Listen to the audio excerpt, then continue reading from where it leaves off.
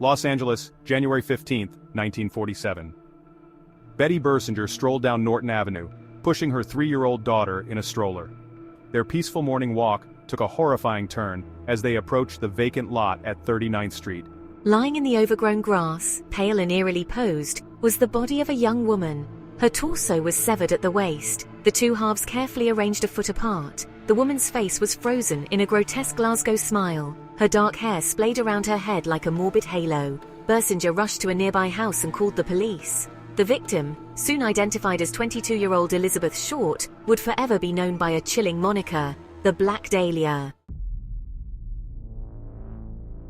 The LAPD descended upon the vacant lot on Norton Avenue, their faces grim.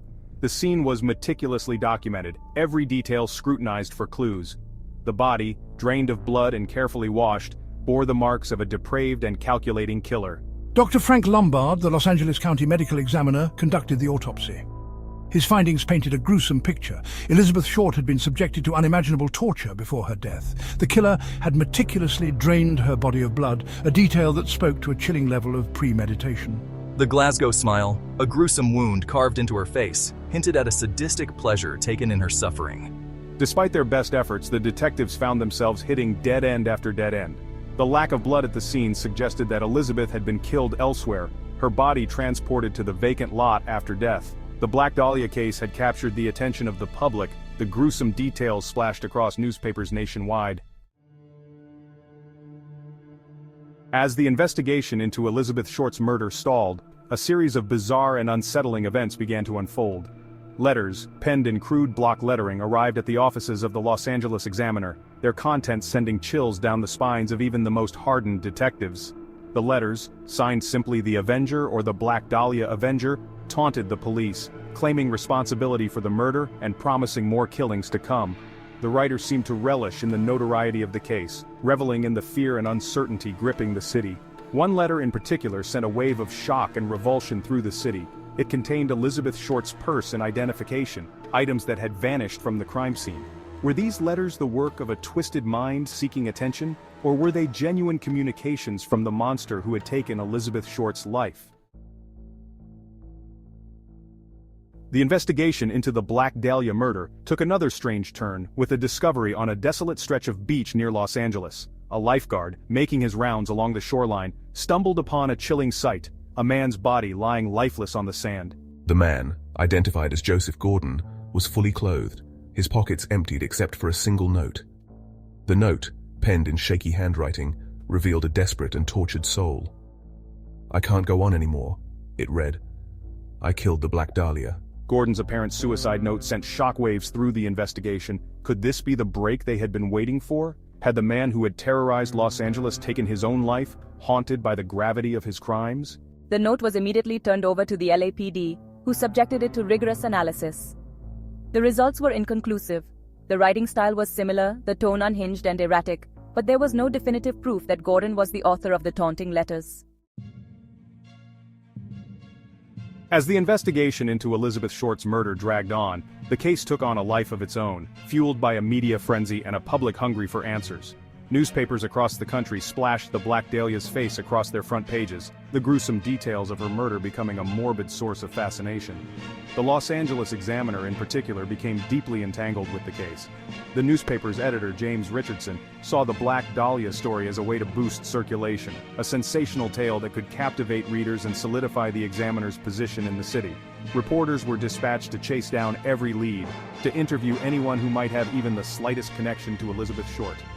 The competition between newspapers for scoops and exclusives reached a fever pitch, often blurring the lines between responsible journalism and sensationalism. The intense media scrutiny had a profound impact on the investigation. The Black Dahlia case became a magnet for attention seekers and those seeking their 15 minutes of fame. The LAPD was inundated with confessions, each one more outlandish than the last. Men and women, driven by a desire for notoriety or struggling with their own demons, stepped forward to confess to the crime, weaving elaborate tales of violence and depravity. One man, a drifter with a history of mental illness, claimed to have met Elizabeth Short at a bar, describing her clothing and mannerisms in detail. Another suspect, a former acquaintance of Elizabeth's from her time working as a waitress, told police that he had argued with her on the night of her disappearance, but insisted that he had nothing to do with her murder. Despite the dead ends and the false confessions, the detectives refused to give up hope. As months turned into years, the initial frenzy surrounding the Black Dahlia case began to fade. The headlines grew smaller, the public's attention drawn to other sensational crimes. But for the detectives who had dedicated countless hours to the investigation, the case remained an open wound, a haunting reminder of a crime that had defied explanation. The Black Dahlia case officially went cold, its files gathering dust in the LAPD archives. The identity of Elizabeth Short's killer remained a mystery, the motive for her brutal murder lost to time. Some have pointed to the possibility of a lone wolf killer, a sadist who took pleasure in inflicting pain and suffering.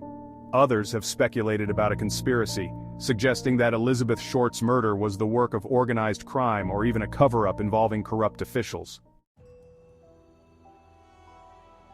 The Black Dahlia case, with its unsolved mystery and gruesome details, has become ingrained in American folklore, a morbid fascination that has permeated popular culture for decades. The story of Elizabeth Short, the aspiring actress whose life was cut tragically short, has been the subject of countless books, films, and television shows. James Ellroy's 1987 novel, The Black Dahlia, offered a fictionalized account of the case, weaving a tale of obsession, corruption, and violence set against the backdrop of post-World War II Los Angeles. Brian De Palma's 2006 film adaptation of Ellroy's novel brought the story to a new generation, reigniting interest in the case and sparking renewed debate about the identity of Elizabeth Short's killer. More than 7 decades have passed since Elizabeth Short's mutilated body was discovered on that desolate Los Angeles lot, yet the Black Dahlia case continues to cast a long shadow. The passage of time has done little to diminish the public's fascination with this unsolved mystery, its grip on the public imagination as strong as ever.